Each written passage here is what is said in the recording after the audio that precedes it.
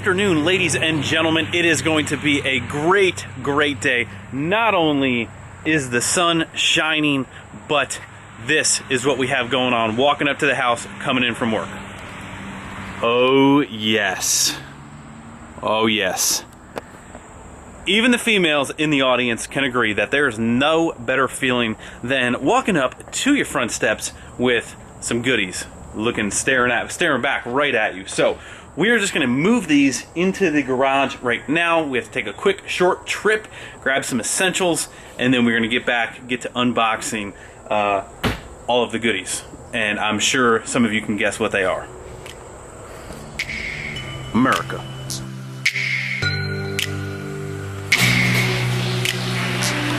Alrighty, so like I mentioned, quick short trip, and then we're going to get right to the fun stuff. But in the meantime, you know, this stuff really annoys me.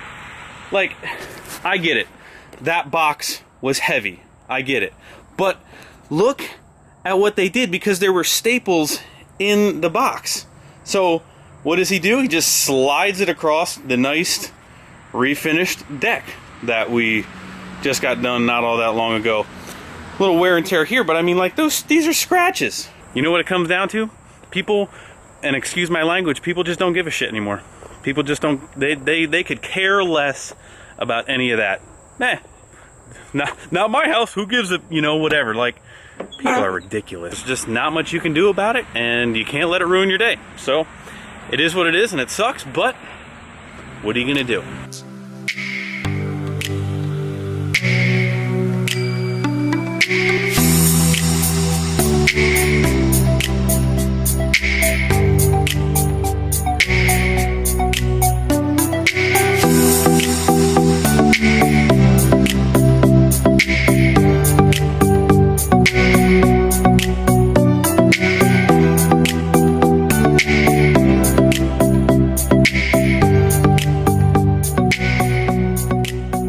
Alrighty, so we are now back at the shop.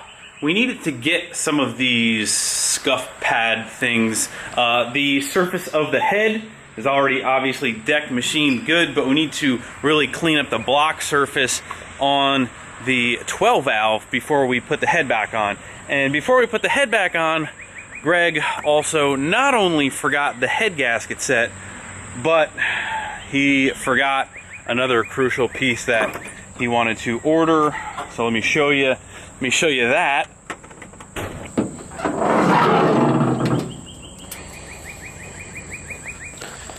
Alright, so if you've been following the 12 valve build for a long time, you know that when the pump was off the last time, we ended up replacing the tappet cover gasket down here.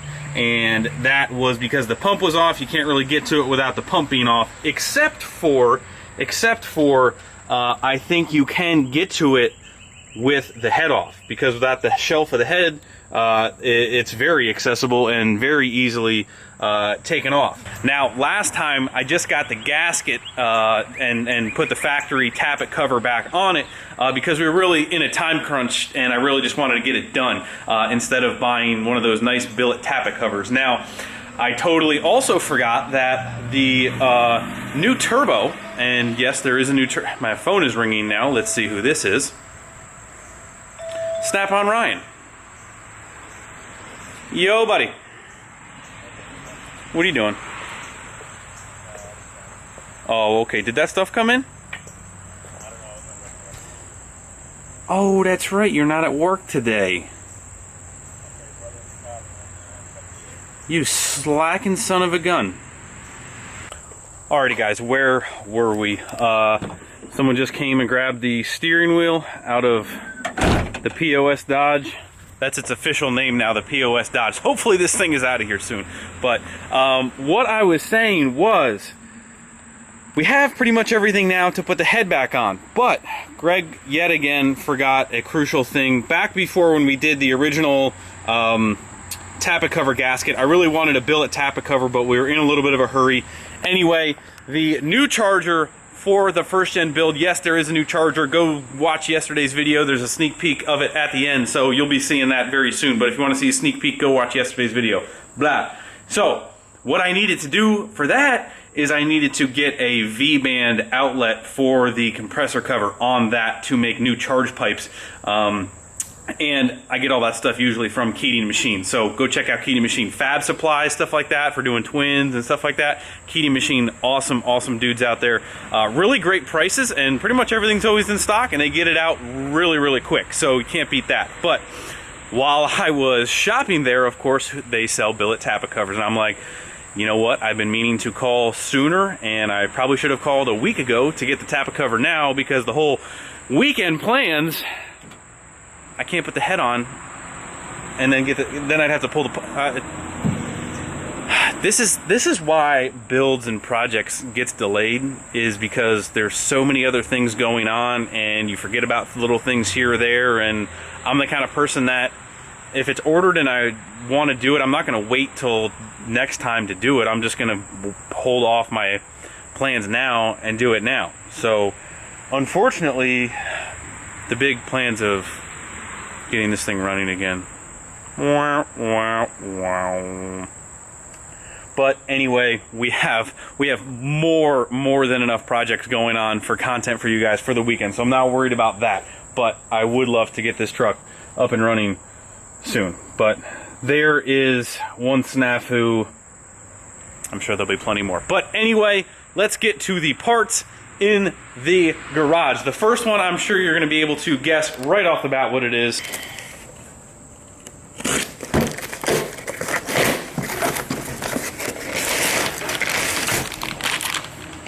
Now, let's be clear on something here.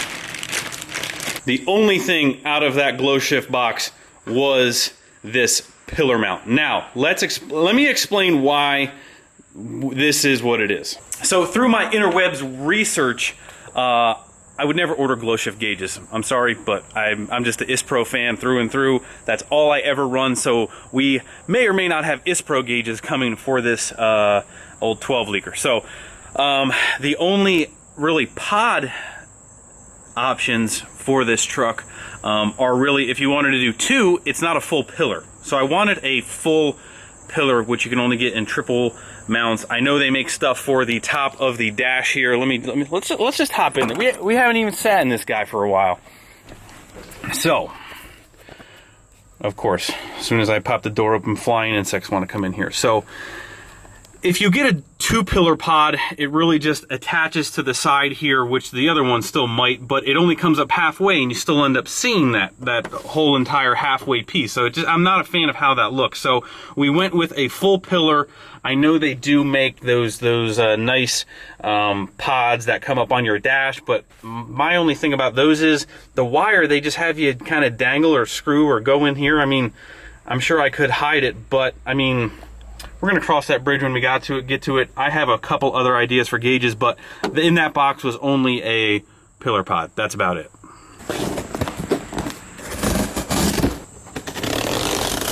Well, that was a little bit of a shocker here. Open up this big box just to find another small box. I thought that box looked kind of big for that. So, okay, so I am assuming everyone is pretty much going to know what is in this box. Genuine Cummins top-end kit. So let's talk about that just for a quick second here. So everybody knows that I kind of forgot to order this when I still was planning on putting the head on in the next day or two, and I needed it kind of quick. Now, for all of you online shoppers out there, I'm going to put a company right here, GenuineDieselPart.com. GenuineDieselPart.com.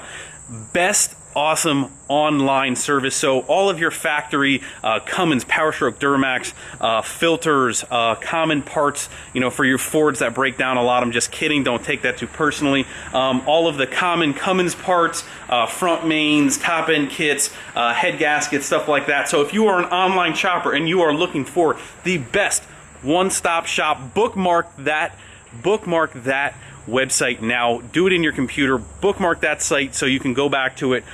They have everything laid out in such a nice fashion. That's where the top end kit came from. Nothing, and it got here to my door in 2 days. So super fast, great pricing, just an awesome place. Like I said, go bookmark that. That is not paid for or endorsed by any chance, but that's where I get a lot of my Cummins parts from, because a lot of times picking up the phone and running the place just doesn't happen. So online's easier. So go check them out.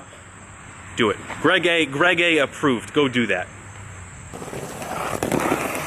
Alright, so instead of trying to get all of the little miscellaneous, exhaust manifold gaskets, copper O-rings, and a lot of this, some of this stuff I have already placed, new Cummins head gasket.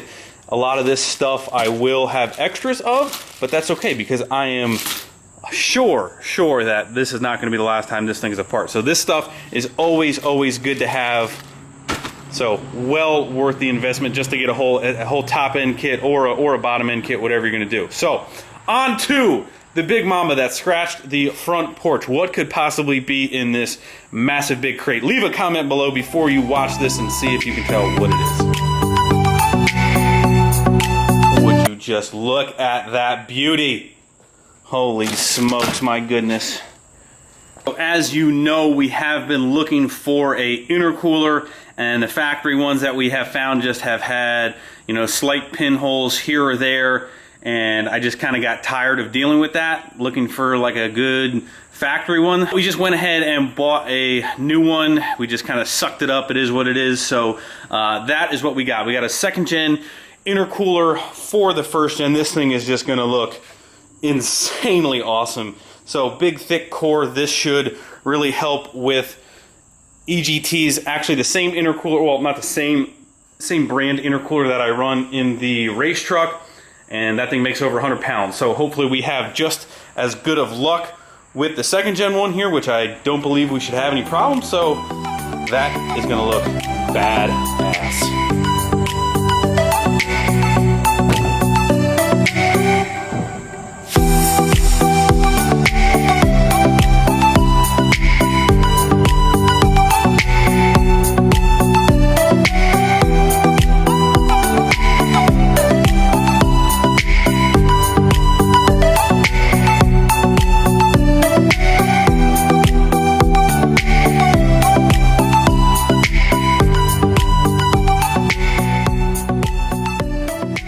So let's do a little side-by-side comparison now that we have the stock one completely out. So you can see, even just looking at the cores are just so much thicker, and the actual thing is just massive compared to the 1st gen one. So there is no doubt that this one is going to be way better for performance in every way, shape, and form. Now, with that being said, and I can see my batteries dying here, with that being said, this is definitely not a drop-in modification. Not even close. We are definitely going to have to do some, weld cut chop over here on the front fascia and the grill support to get these openings opened up to fit the intercooler piping through there. So definitely going to be a little bit of a challenge, but well worth it in the long run. We are definitely not, and I've said this a million times before, if you're following the 1st gen, if you've just started following, this is not a restoration by any way, shape, or form. This is a performance, build. With that being said, you can kind of see where the factory openings are right here and right here. I'll just put this up here quickly so you can kind of get a glimpse of how wider these are.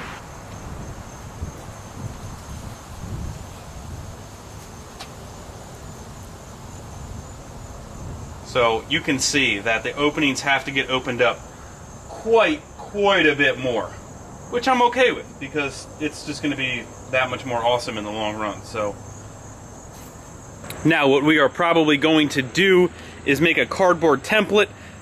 That way we can transfer that over to the truck without trying to guess, excuse me, without really trying to guess where we need to cut those openings. So we'll get the cardboard template up there, get that all mocked up. That will make it a lot easier.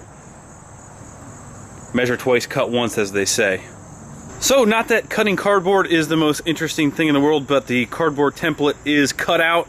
Only one paper cut later and we are good to go. So now all we need to do is take this over yonder here and hold that up like so. And I got the intercooler pipes. You can kind of see, unfortunately, once this is centered up, kind of like so, we got to cut right through that friggin' beam piece there, which again, is not as big a deal as most people would think. It's not a big deal. So we are going to get that cut and be good to go. We might have to also trim this piece up here, which usually connects from here to here, but I wasn't running that piece regardless anyway, so not a big deal. Everyone can calm down. Everything is going to be okay. Cutting up a truck, if you do it right, is not that bad. Okay, so with our cardboard template, we kind of know that we have to get rid of these. So what I'm going to try and do is straight cut these, remove this piece down, get rid of all these welds, grind those smooth, basically take this piece off, and then go to cut my hole saw. I'm just going to try and use a 4-inch or 3-inch hole saw, and probably 4-inch at that point, and then try and keep that above this lip right here, which should work out really well. Also, below this lip, it actually is quite a bit down further, so it's pretty much flat. I shouldn't have to cut into this at all. I should just be able to remove this section, go with a 4-inch hole saw right above that, and should be good to go. Same on this side. Pretty much cut that off, 4-inch hole saw, be good to go. Alrighty, safety equipment. All for the faint of heart. Look away now.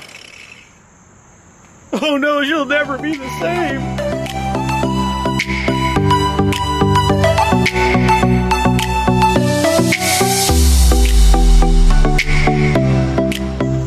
Alright, so I didn't want to film too much with the sparks flying everywhere, but I did actually end up making another relief cut here, and then basically being able to pry that down when I got all the welds off. So you can see I did not even go into this main support piece yet, so all I got to do is basically, I'll get that flush and probably end up repainting this main grill support piece, or at least like protecting the paint where I've grinded off. So spot welds are pretty much only thing holding on this other piece. So I've got them drilled out a pretty considerable amount. I'll probably try and do some grinding and then prying this piece off it well. You just got to be careful, you know, when you're prying. You know, obviously this piece will bend, so you don't want to distort that. So really just bending what you can without really messing up this piece behind here is what you want to do. The more you try and wedge this behind it and pull, you're really just going to end up tweaking the behind piece, so you don't want to do that. So just going slowly. The day is dwindling away, but you guys can't see that, but we're taking our time, making sure we do not, you know, ruin this truck more than we already have. So I just wanted to give you guys another quick update here. It hasn't been that long since the last one, but you can see that the drill marks where I drilled these holes to try and loosen them up was basically just enough. I was able to get underneath here, really start prying. So again, I relief cut here. Didn't go all the way through because that will probably at least break, and then I can make sure I'm not through that second piece. I don't know if the camera's gonna pick it up, but you can see that these are already start to fracture crack right where the spot welds are. This one might have a little bit of a hard time, but once you start seeing them crack around where they are basically spot welded, you can drill just a little bit more, make sure you don't go through, and then that is a good indication. You know, you can see where it just pulls right through, and that's kind of what you want. You can kind of see on this piece, see the indentation? That's a spot weld, and then the other one right up here, that's a spot weld. Same thing on the other side. You can kind of see them, they're a little raised up. That's where you need to mark and where you need to drill to relieve some of that pressure before you really start prying. Alrighty, so per usual, losing daylight very fast here, but we managed to get that piece off pretty much without too much of an issue. The spot welds did pull through on those top two, but not really a huge issue now that when I think about it, as far as tweaking that metal behind there, just a little bit is not going to be that big of a deal because that's basically where the hole is going to be anyway. So here is where our template is somewhat centered, just to give you guys a visual. And then while I'm trying to hold both of these, don't mind that. That pretty much represents a 4-inch hole saw, which I do not have yet, which I'm going to have to get. But if I tweak that just a little bit, that is where our hole saw is going to basically cut through there. That's going to where I'm going to be starting, and then, you know, I might even round it out just a little bit more. The hole saw usually goes a little bigger, so by the time I do that, that'll pretty much take up this entire section right here and leave this bottom support piece intact. Now, my plan is, and I really gotta obviously cut the hole, but is to move this piece, support piece, over to basically right here, because on the other intercooler, those rubber support mounts are much wider. So my plan is to smooth this, then take these off, hopefully keep these intact the best I can, and then re-weld them to where they are perfectly supporting that intercooler. But that's the progress for tonight, guys. I don't think we're gonna get much further just because we're losing light. I don't wanna do this in the dark. We need to make sure we take our time. Again, probably not perfectly centered, but here's how you can see how wider the support pieces are on the second gen one versus the first gen. So probably about 2 or 3 inches, which basically moves that piece, pretty much right about here. Hole's gonna be about here. So we don't really want to re-weld. So I know this is also gonna be a question. If we were to move, say, the mounting, that's really kind of on the core. And I'm not really, because I thought about that. I'm like, oh, I could just hack that off, move that to here. I'm like, this thing is kind of heavy. It doesn't look like it, but it's got a little bit of weight to it. I'd much rather have it be on the end tank support than on the actual core. I don't know, maybe I'm wrong. And again, I know there's guys out there that build cages that are way better at fab work and that probably have more experience and better ways to do this, but this is what I got and that's what we're doing. So I'm pretty pleased with it thus far, and once everything is test fitted, we'll make everything pretty. I'm not worried about getting everything exactly perfect now, just to, you know, a rough idea, get the hole drilled. Alrighty, final mod of the night, people, here. Oh, that's dirty. Public service announcement, I've never been really good at this, so I don't want to catch any crap.